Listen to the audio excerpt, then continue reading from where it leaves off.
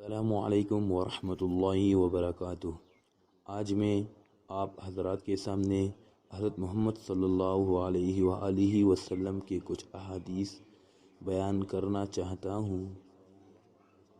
حدیث نمبر 1، حضرت محمد صلی اللہ علیہ وآلہ وسلم نے فرمایا، جس نے کہا اللہ کے سوا کوئی عبادت کے لائق نہیں، پھر اس پر ثابت قدم رہے، وہ جنت میں داخل ہوگا۔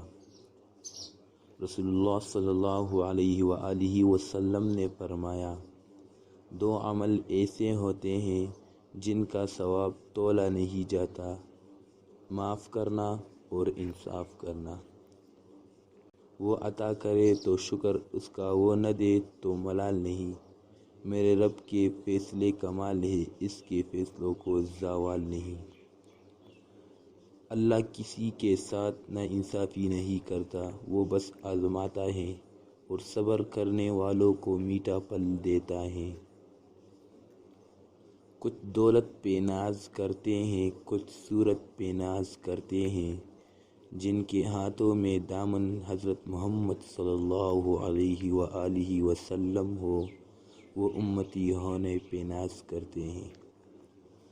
حضرت محمد صلی اللہ علیہ وآلہ وسلم کا فرمان ہے، سب سے زیادہ عاجز وہ شخص ہے جو دعا کرنے میں بھی عاجز ہو، اور سب سے زیادہ بخیل وہ شخص ہے جو سلام کرنے میں بخل کرتا ہو۔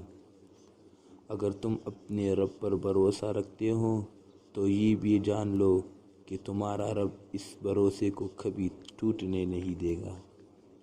مایوس وہ ہوتا ہے جو اللہ پہ یقین نہیں رکھتا، اور محروم وہ ہوتا ہے جو اللہ کی نعمتوں کا شکر ادا نہیں کرتا۔ جو شخص سجدوں میں روتا ہے، اسے تقدیر پر رونا نہیں پڑتا۔ جو اللہ کے دیے ہوئے رزق کو کافی سمجھے، وہ زندگی میں کبھی بھی کسی کا محتاج نہیں ہوتا۔